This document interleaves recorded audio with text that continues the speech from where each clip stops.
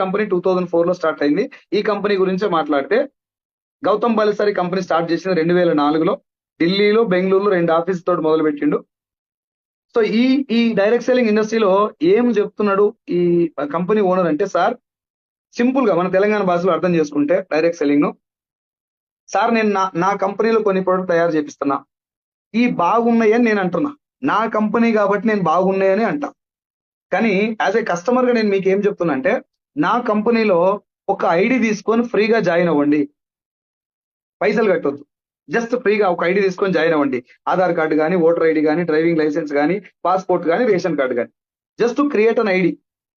ఒక ID create చేస్తారు, driving licence తోటి కూడా ఐడి తీసుకోండి. తీసుకొని మీకు దగ్గరలో హైదరాబాద్ లో మీరు ఎక్కడ నిలబడ్డా 8 కిలోమీటర్లకు ఒక స్టోర్ ఉంటుంది హైదరాబాద్ లో.